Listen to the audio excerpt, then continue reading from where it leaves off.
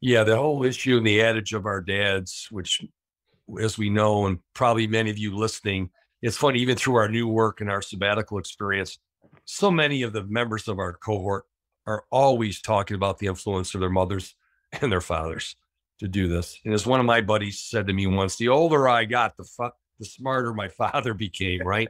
That's the life adage that we all know about. But it wasn't just a life lesson from Uncle Russ and your dad. It was a life lesson from Grandpa Vito, what you were named after. Vito, did you learn how to potentially plant a garden correctly after that situation? I know it taught you a lot. How do we turn something that was emotional to something that's somewhat humorous years later, in a way, now that we think back and laugh? But it was a life lesson. It was a real life lesson that you could see where your father got it from Grandpa Vito.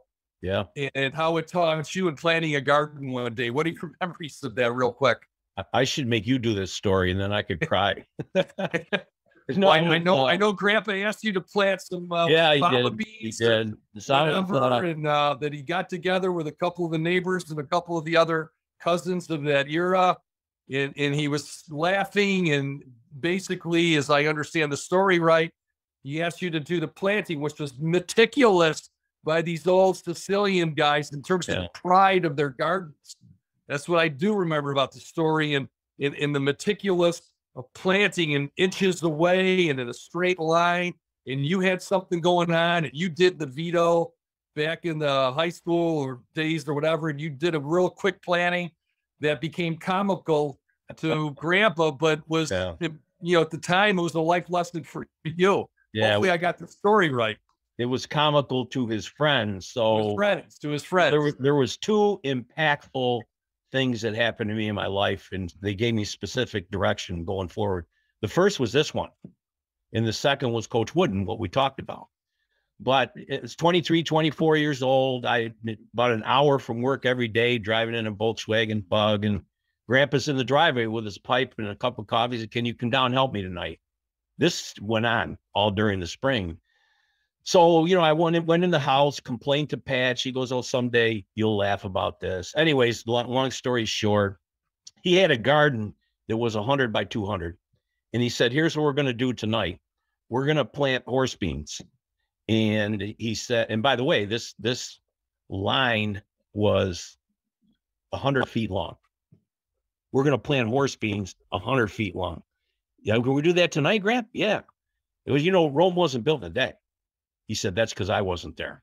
I said, "Okay, now go in the barn and get 2 cans and get the beans and everything like that." And the story is, for 100 feet, he wanted me to plant the beans this far apart. I mean, that's probably got to be 700, 800 beans if you think about it, right? And he said, it's got to be a very straight line. And you get this chalk line out, you put chalk on it, you bop it, and then late. So I did the first 10 feet in about 10 minutes. And he said, "I'm going to go in and get a cup of coffee. You know what you're doing?" Yep. He turned his back, and I just started taking beans out and throwing them in this little ditch, right? And I did the next 90 feet in 10 minutes. And I filled it in and everything like that. He came back, "Are you done already?" "Yep, fine." 2 weeks later, I go down there. I think it was my mom or my dad said, "You better go see your grandfather. He's not doing well." This, by the way, is a favorite person in my life to that point, and maybe still today. But so I go down there. It's a Saturday morning, and there's all of his friends, Mr. Schuza, Temperato, your grandfather is probably there, and they're laughing. And as I got closer and closer, they kind of separated. And Mr. Schuza said, "Vito, look what your grandfather did." And I looked at this row of beans, and the first 10 feet were perfect, dead on. And the next 90 feet looked like a wiggle worm. And they were laughing at him. And when I walked away, and I never stopped to think, this was his masterpiece. You know how the old Italians were. Who had the best garden, the most finely manicured garden? Who got the first tomatoes? It was their masterpiece. And I couldn't have cared less. It was all about me at that point. I want to go home. I want to watch basketball, et cetera, et cetera. And, at the end of the day, I remember going back and telling Pat, I'm gonna do that garden next year. Not even going to have to ask me. I'm going to go down and say, "What are we doing tonight? What are we doing tonight?" Well, he passed 4 months later in September, and I never got a chance to make it up for it. And when I tell this story to kids and I tell it to people in the business world, it's about pride. I say, why is pride important? Well, then they give me great answers. I say, this is why it's important to me.